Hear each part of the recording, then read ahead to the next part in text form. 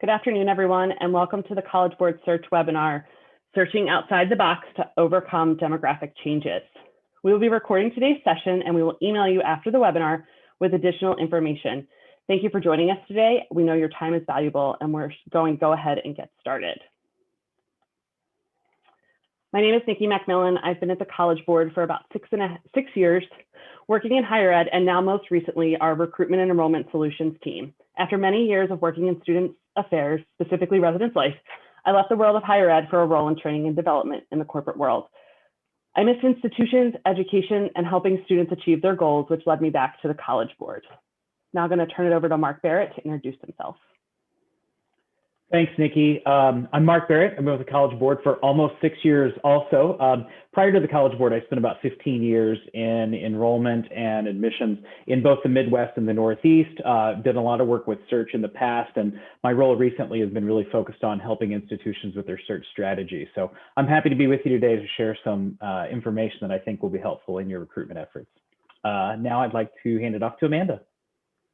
Hi, everyone. My name is Amanda Soul, and I've been at the College Board for almost 5 years now after working in a variety of admissions roles, most recently as an AVP of enrollment at a small private campus in the Midwest.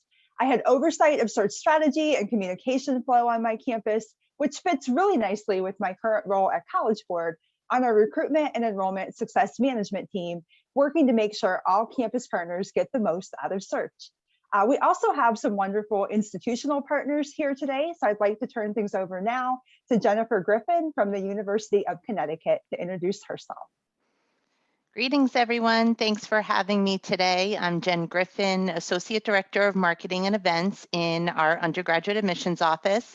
I've been at UConn for a little over 15 years now and head up all of our marketing and recruitment initiatives, everything from view books, email campaigns, and open house large events, and that does include student search. So thank you for having me today. All right, we also have Jason Black here from Stanford University. So Jason? Thanks, Amanda. Hi, guys. Thanks for having me today. Jason Black, as Amanda said, from Stanford University. I've been here for about 16 years now, so about to start my 17th cycle, and have kind of done a little bit of everything in the office through the years. So search is still one of the things that I've held on to and actively engaged in the process on a consistent basis. So I'm glad to be here, and we'll kick it back to Nikki to get us started. Awesome. Thank you, Jennifer and Jason. We're so glad to have you today. Just a little bit about our agenda. First, we're going to go over how demographics are shifting the way we think about recruitment and enrollment. Then we're going to go over how the College Board Search can help you future-proof your pipelines now. And then we'll have a wrap-up and Q&A. So any questions that you do put in our Q&A box, we will either answer live or we will save to ask our panelists and our presenters. So please keep those coming throughout the session.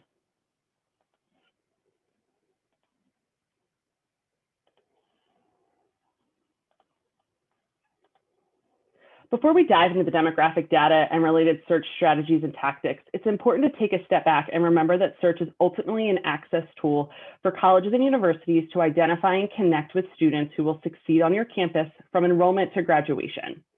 Recent research shows that students who receive college outreach through Student Search Service are 25% more likely to enroll in a four-year college and 31% more likely to complete college and graduate with their bachelor's degree. Your investment in search can play an influential role in discovering hidden talent, smoothing the transition from high school to college, helping to achieve access and diversity goals for your student body, and shaping higher education landscape in general as the college-going population shifts significantly in the coming years. With that, from this point forward, we are going to turn our cameras off because we do have some data-heavy slides. We will be back on camera during our conversations with Jen and Jason and hope you understand. So enjoy, and we are about to get started. We apologize, everyone. I think we just lost Amanda, who is one of our presenters and was going to speak on this. So give us 1 second as we troubleshoot what's happening.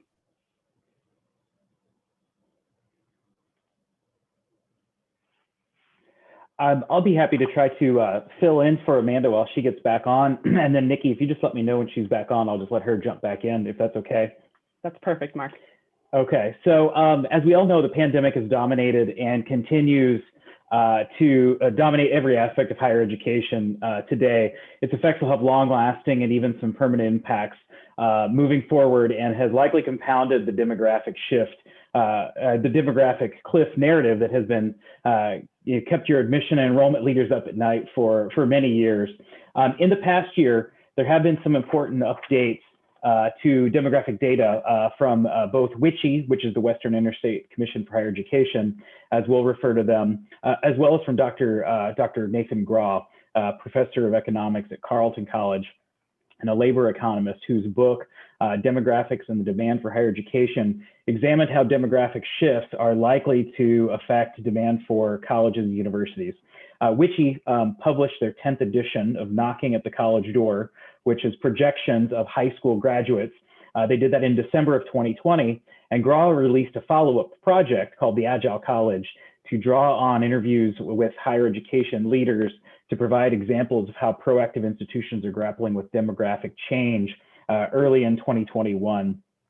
These are the sources that will frame our conversations today.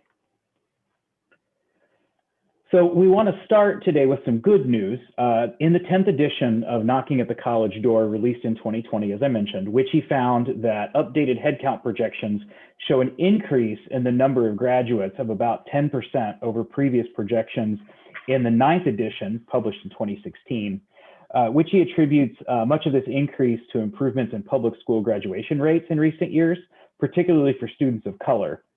This is definitely a positive point in the story today, though overall the class of 2025 is still expected to mark the beginning of a significant decline in the number of US high school graduates. Nationally, the number of high school graduates is expected to peak in the mid-2020s before entering a period of modest decline through the end of the projections in 2037. As shown on the graph, according to the data WICHE collected from states, the country produced about 3.8 million high school graduates in the class of 2019. High school graduates are predicted to peak in number at nearly 4 million with the class of 2025, potentially achieving another 4% increase from current numbers. After 2025, due in large part to the quote unquote birth dearth during and following the Great Recession, the US should expect successively fewer annual numbers of graduates in virtually every graduating class between 2026 and 2037. The US high school graduating class of 2037 is projected to be about the same number as the class of 2014, which is about 3.5 million. Key to understanding and correctly interpreting these projections is understanding the methodology at a basic level. Essentially, the projections show what would happen if the trends observed in the data over the past 5 years continue into the future. These are projections and not predictions of what WICHE analysts think will happen, but simply what the numbers show would happen if everything proceeds on the course. It represents an assumption that retention, progression, and graduation rates will stay exactly the same over the coming years. Of course, the biggest uncertainty around these projections is due to the pandemic. COVID-19 has had and will continue to have an impact on education systems, as well as the economy that is virtually unprecedented in modern times. It's not yet possible to fully understand how the pandemic will affect projections, but right now, this still provides a valuable baseline for your thinking and planning. Significant state and regional variation are important features on these projections. Strong growth in the South is projected to lead to a peak around 2026 of 1.5 million graduates, followed by declines over the course of the projections to 1.4 million in 2037. The Northeast is projected to see modest growth to about 650,000 graduates in 2025, before declining to about 571,000 by 2027, or by 2037, excuse me. The Midwest is projected to see a similar pattern with modest growth to about 791,000 graduates in 2025, followed by declines to around 693,000 in 2037. And the West is projected to see growth to about 962,000 students in 2024, followed by quick declines to 833,000 by 2037. There's also substantial variation among states, with some, such as Florida and Idaho, expected to see substantial growth over the course of the projections, while others, such as California, Illinois, and Connecticut, are projected to see significant declines. We'll share these slides in follow-up so you can view your state and region on the scale more closely. Mark, I think we can turn it back to Amanda, who has joined us, and she did lose internet connection. So we roll with the punches here. So Amanda is able to come back, and thank you, Mark, for filling in, and thank you all for being patient with us as we work through some tech hiccups. So Amanda, I'm gonna switch the slide and turn it over to you. Yeah, that always happens, right, Nikki, at just the right time. I'm glad it was just me, and I'm glad that we prepare so much so it can be a seamless transition. But I know Mark just showed the regional and state view, and we'll send it and follow up so you can dig deeper. But we also wanted to provide a different view for you. So among the 10 states that produce more than half of the total US high school graduates, most are projected to be generally stable with slight increases or decreases in class size over the next 5 years through about 2025. And then 8 of these top 10 graduate producing states are projected to experience contracting or successively smaller graduating classes after 2025. So we show this because many of these states have strong historical growth. And as a result, they may be places where you have regional representatives or robust recruitment strategies that may need strengthened or supplemented moving forward.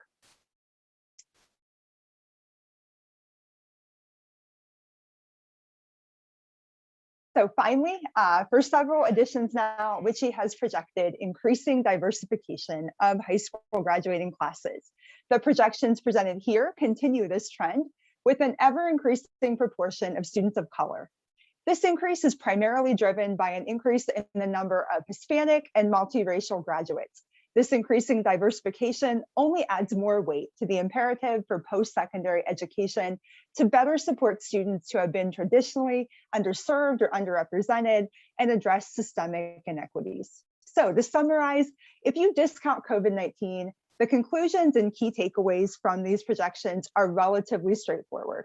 Namely, improvements in high school graduation rates are leading to more high school graduates than previously projected and offsetting some, but definitely not all, of the expected national declines beginning in 2026.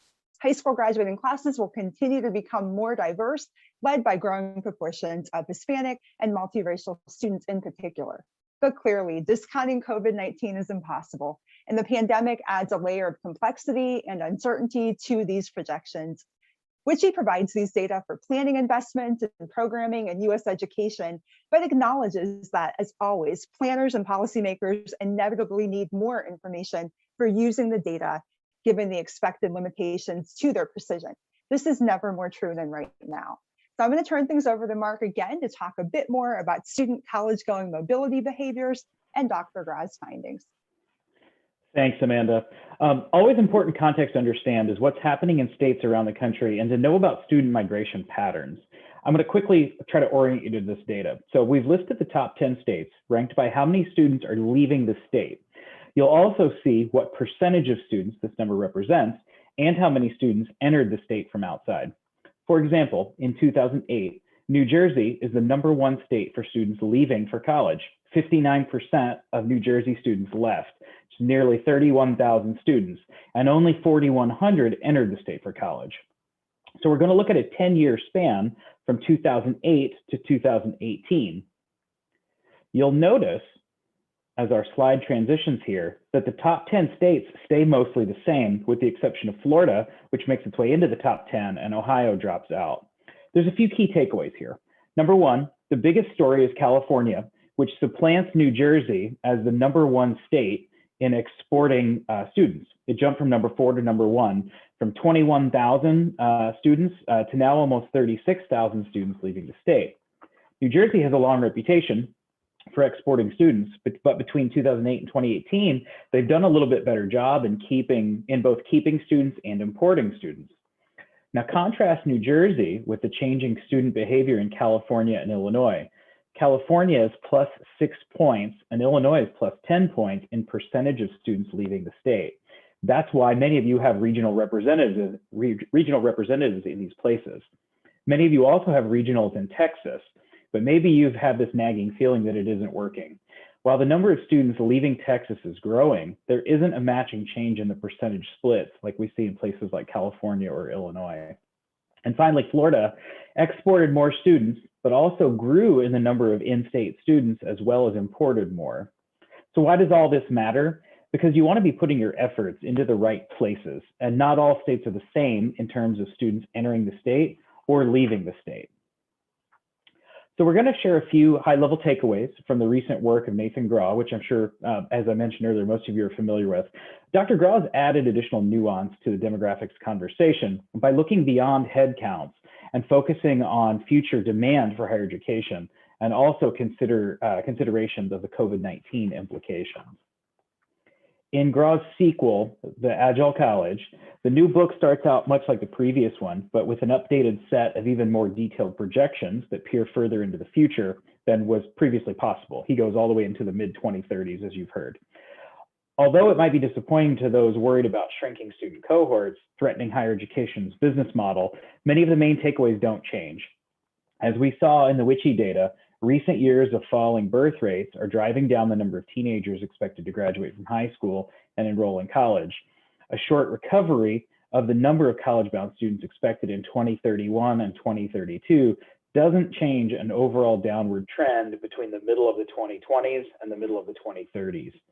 Generally, student populations can be expected to shift away from the Northeast and the Midwest, even as they diversify, growing less white, less non-Hispanic Black, and more Hispanic. Demand for college can be expected to vary greatly by institution type and geography. Overall, though, selective institutions are likely to remain in greater demand than the less selective colleges, which will face significant declines by the end of the projections. In the Agile College, Graw then explores how proactive institutions are preparing for the resulting challenges that lie ahead. And while it isn't possible to reverse the demographic tide, most institutions, he argues persuasively, can mitigate these effects. We've already seen colleges become more agile over the past 14 months.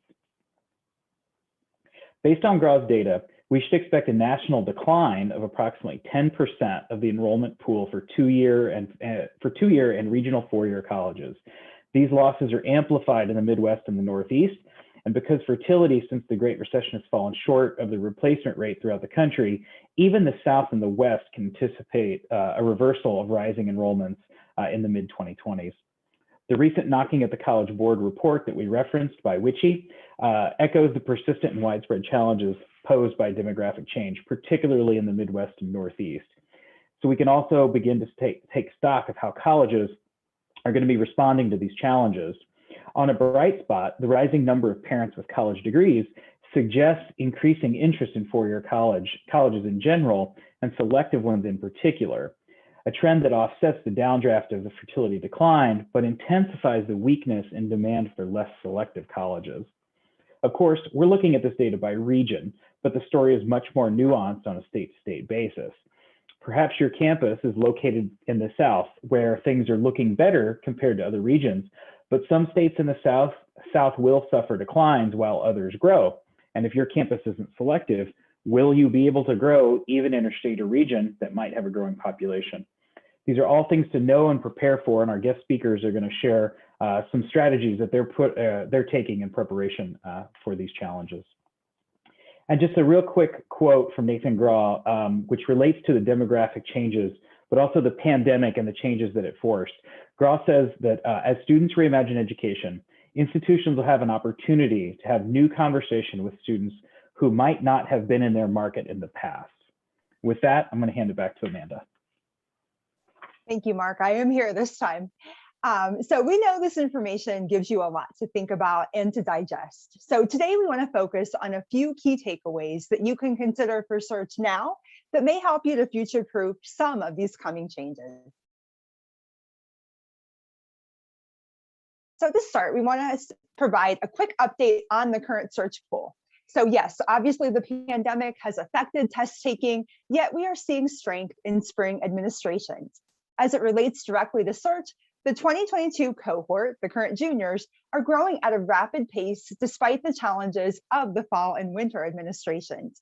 Notably, the College Board has made significant investments in various ways for students to participate in search and be connected with college and scholarship opportunities, including expanding our online opt-in channels, such as through our Big Future College Planning site and the Big Future Day virtual events that we just had. As a result of this expanding test-taking opportunity and opt-in channels, we project that the class of 2022 will build to similar levels as the class of 2021 by this fall. So if you look at the chart on this slide, as of April, the class of 2022 was 12% smaller than the class of 2021 was at the same time last year. But as we go through the summer and we go through the fall with things like AP, by August and September, the class of 2022 will be just 5% smaller than the class of 2021 and remain at this level through December. We did hear some good news today, though, that already in May, we are closing that gap at a faster pace than we expected. So we may end up even closer to normal volume by the end of the year. Remember that numbers increase weekly. Searching frequently throughout the year and planning for an expanded window for your 2022 senior searches will allow you to reach more students. So a really nice, easy way to think about starting to add frequency or expanding the timing of your search orders and campaigns is to begin by locking down your backyard or primary market where you have the most reach of students already. Make sure you are fully saturating all suspects in the geographies where you will have the most success. Let search do the work for you by creating standing orders for your backyard that can run automatically each month to make it an even lighter lift. In a moment, Jennifer Griffin is going to share more about the University of Connecticut's recent adjustment to expanding exam criteria, including searching students without an assessment score for the first time. Before we get to our conversation with Jen, we wanted to provide a quick refresher on searching for students without an assessment score on file. As a reminder, we started providing the option for students without an assessment taken to join search to hear from colleges last fall as part of our work to provide more opportunity for students and for higher education, who has consistently told us that they want to reach students earlier in the process at the time they are ready and most engaged. In the graph on the left, you can see that the current no assessment population is outsized on the younger cohorts, allowing for that earlier recruitment runway. In fact, there are currently more ninth grade students in the system than previous year's point in time, opening doors for new strategies. Overall, this is a small but mighty segment of our search pool.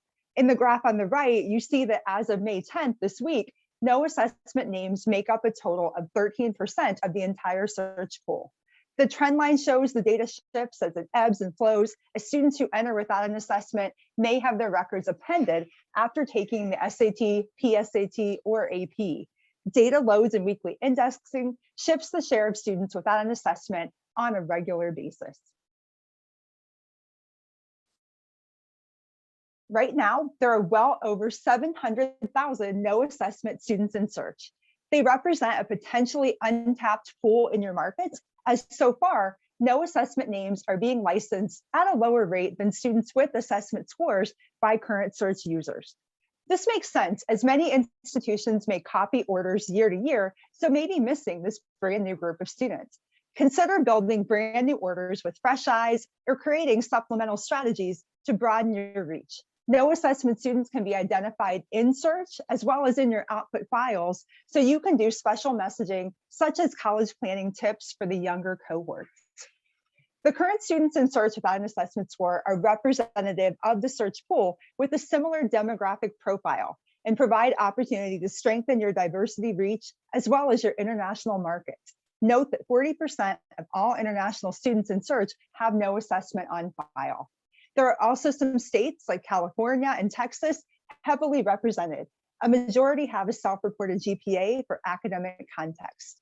Please note in this slide in the chart, the race and ethnicity volumes have overlap as students can report more than one race or ethnicity that they identify with. Overall, we've heard anecdotally from institutions and search vendors who have started to license no assessment names that the students are responding at a strong rate and are similarly engaged and responsive to the larger search population. So with that, we're now going to turn our cameras back on and hear more from Jennifer Griffin at the University of Connecticut. All right, how are you doing, Jen? Great, thank you. Great. We are so glad to have you here today to talk a little bit more about things that you've tried over the course of the last year. And I want to start because I understand from your recent work with College Board Search that you've really made efforts to expand in your backyard market, like we just talked about.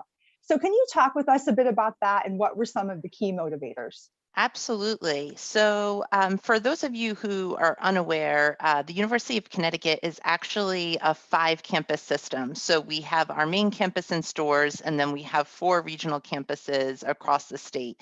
If you were paying attention like I was to the slides that were shown earlier, you will see that Connecticut is definitely on the list of that is showing some decline in their students. So we are definitely seeing students leave the state at a higher rate than they are coming to Connecticut. And we're seeing those numbers reflected in the applicant pool. Like many public universities over the past 2 years, we are seeing a little bit of that decline in our in-state applicants.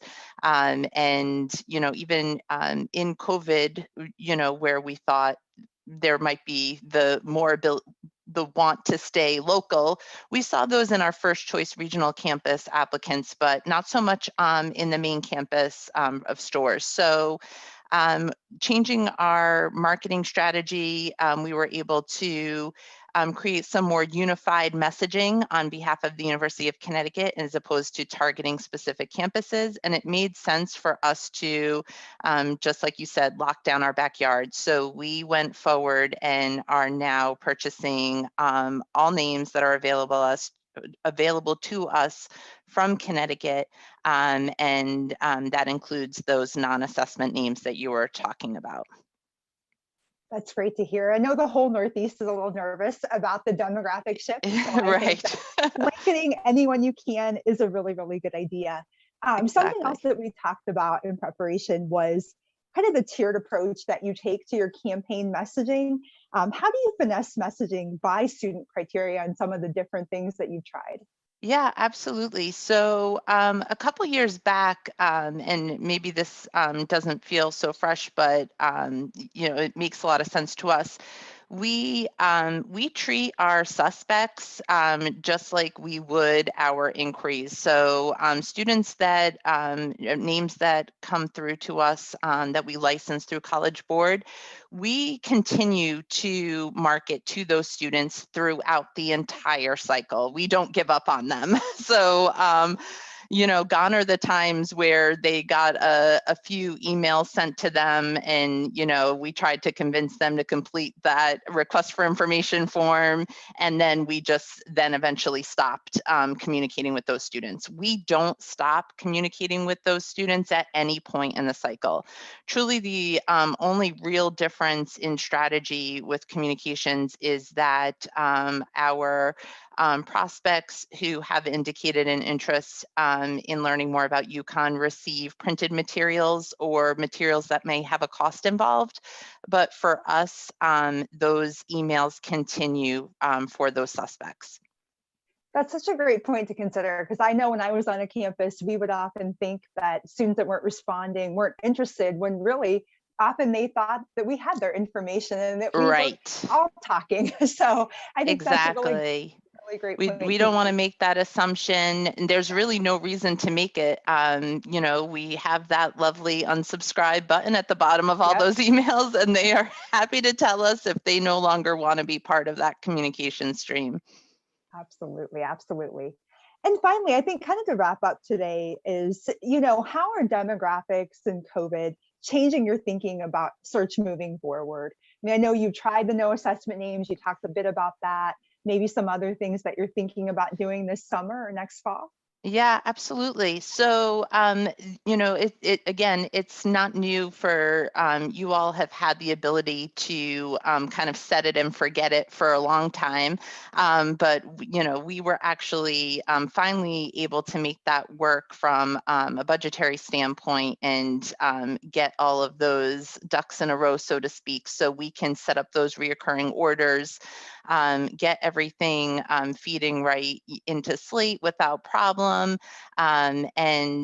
So in our in-state market and some of our primary markets, we have set up that piece, which really is wonderful. We don't, that really just lets us know that we're not leaving those valuable names on the table. They are getting into the communication stream. We are able to set up communications that are constantly ongoing, which is also a wonderful feature. So students are continuously receiving communications. We really don't have any kind of what I would call one and done communications anymore. So as soon as they hit our funnel, they are being communicated with, which is great. That's so important, and protects your investment. Exactly. Exactly. Well, that is wonderful, Jen. Those are great insights. I encourage everyone to think of additional questions for Jen and ask in the Q&A, because we'll have more time at the end. But right now, I'm going to turn things back over to Mark to talk with Jason and provide some additional ideas.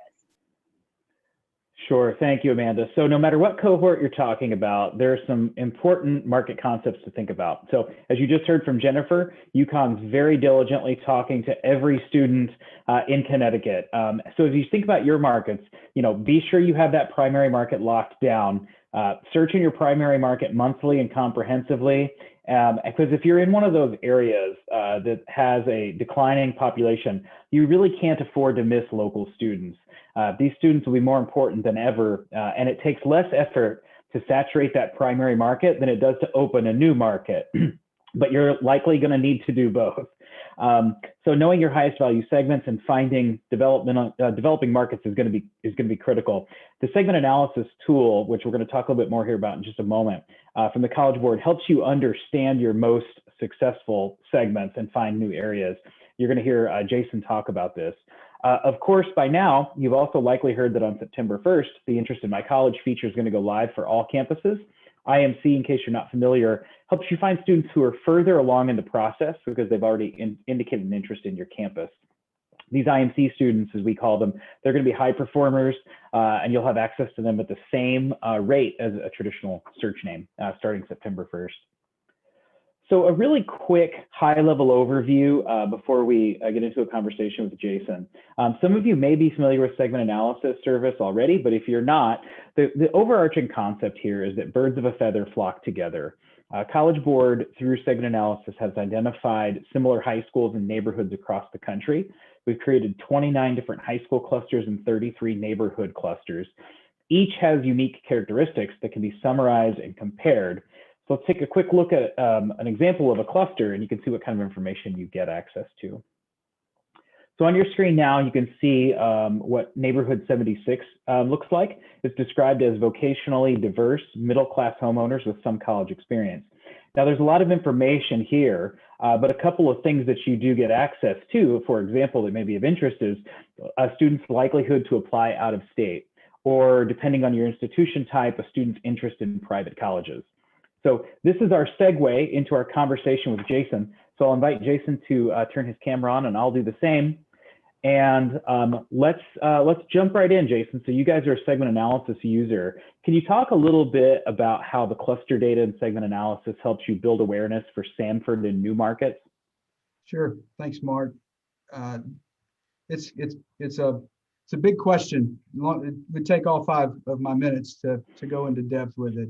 But in short, the idea is that it provides a segment that you can focus all of your resources, your travel, your print, your digital, any other type of resources in a very educated way towards one particular segment. And you can message in a way that will resonate towards that segment.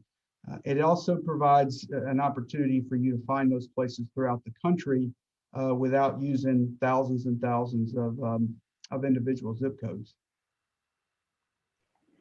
Okay, are there any specific factors that are especially powerful for you guys in Sanford as you identify markets?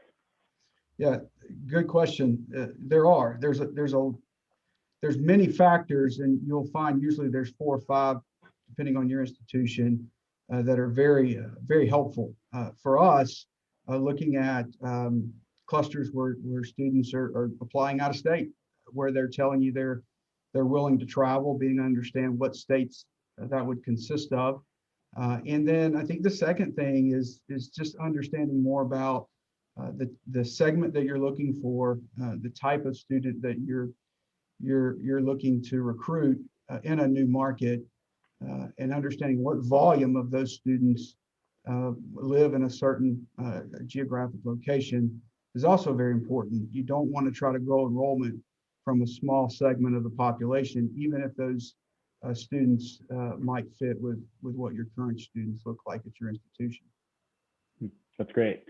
Do you have any aha moments from your work with segment analysis that you knew when it was making a difference in your efforts?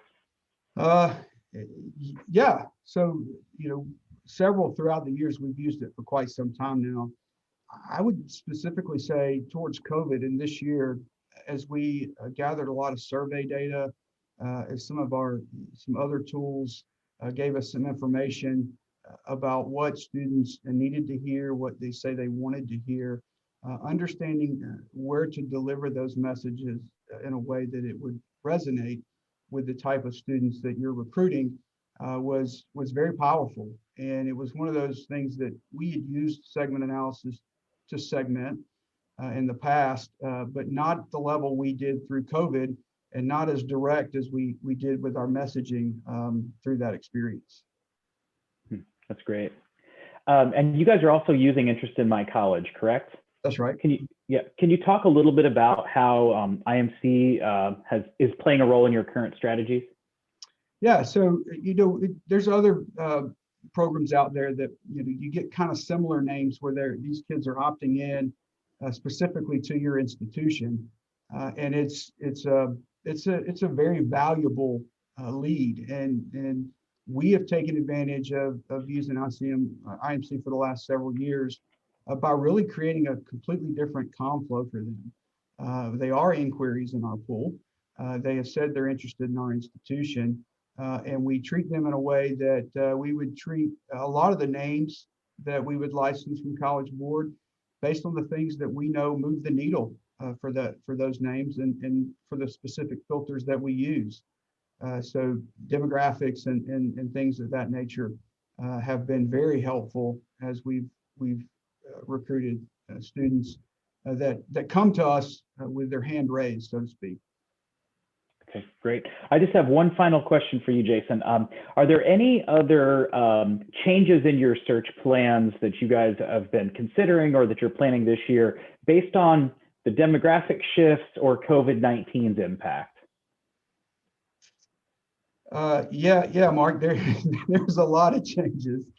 I think most of the folks probably on this webinar would say they have the same. I think specifically looking at things like volume of test takers, knowing that if you hadn't been test optional for a long time, or maybe you're really new to the test optional scene, how are those names going to come through your funnel? The mobility, is it going to be the same? Can you depend on that percentage and that factor the way you have in years past? And then you throw in the fact that you've got less to depend on as far as overall graduate volume, throws a lot of wrenches in the process. And I think the one search campaign and done mentality is going to need to change. I know for our institution, we're working through that process now, and how to engage kids in a more meaningful way than just raise your hand so we can put you in another comm flow. So I think that's going to be one of the biggest things that happens with our process as it relates to the demographic shift and post-pandemic work. That's great. Well, thank you for sharing those insights into the great work you guys are doing there at Samford. So with that, I will turn it back over to Nikki, I believe. Thank you, Mark. Thank you, Jennifer and Jason, for your great insight. I am now actually going to take the presentation down so we can stop sharing and answer some of your great questions. As the questions start to roll in, and I know there are some in there, I am going to put a quick poll up. So please feel free to answer this polling question. If you'd like to have a conversation with a College Board representative, either about your search strategy, interest in My College, segment analysis service, or all of the above, please let us know by clicking any of the questions and submitting the poll, and we will be in touch with you. And Nikki, Amanda, I see the first question here. And Jason and Jennifer, I don't know if you can come back on camera, but Jason, you actually have a Sanford alumni on here who heard that Sanford has had a lot of great growth recently. So hoping you could speak to some of why you think you've seen growth and potentially any tie-in with search there too. Well, hello, alumni. Yeah, so I think search has been a huge part of that. I think two drastic shifts in the last 7 or 8 years. One is starting the process earlier, not necessarily to recruit, so to speak, but to really raise brand awareness. And the most direct way to do that is through a search process. It's hard to do that when you look at DMA marketing, things as large as commercials, billboards. You can get down to certain zip codes, but with the way you can filter and search and really drive the narrative to the students that you're trying to get in front of has been very, very, very powerful for us in the search process. I think the other thing is bringing it in-house. We brought it search in-house probably about 5 or 6 years ago, and the way we needed prior to that, and the way we can now adjust to anything we're seeing throughout a search campaign or multiple search campaigns provides an immense amount of flexibility. And when you can adjust and you can meet the immediate needs of that process, I just think you have more success. But we have seen the growth that we've experienced over the last 10 years come by and large part through the first acquisition through search. Very helpful, thank you. Mark, there's another question that I'm hoping maybe you could speak to, and that had to do with interest in My College and how that works and how institutions may be able to use that. Sure. Thanks, Amanda. So interest in My College, those leads or those students are come from the Big Future website, which is a student-facing site that the College Board has had for a long time.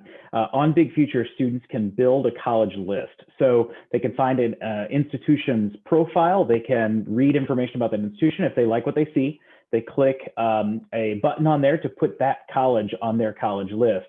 If that student has opted into search, we then make that information available in the search database through a filter called Interest in My College.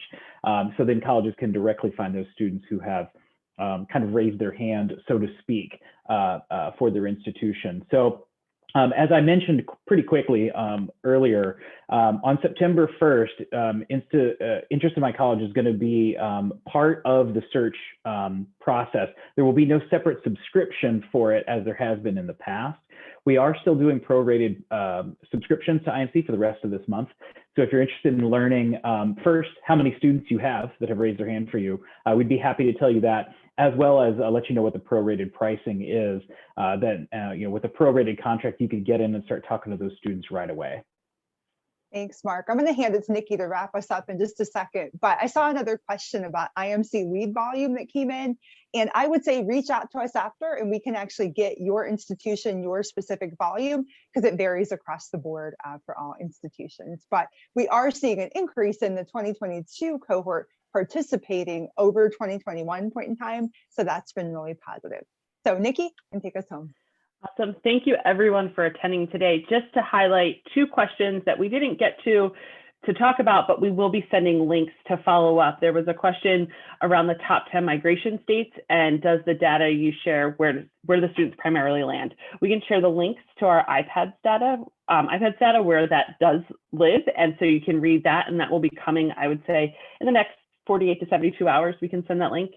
As well as Victor, you asked a question, what might account for the bumps across the board starting in 2030? We will share the links to the books that we referenced, and so you can dive deeper into those. We'll also share the Amazon links no affiliates, but we will share the Amazon links on where you can purchase those books, so you know where to find them as well. We thank our guest speakers, Jen and Jason, today for taking the time to be with us, and all of you who have been here. And those of you who did answer our polling question, we will be in touch as well through the end of the week.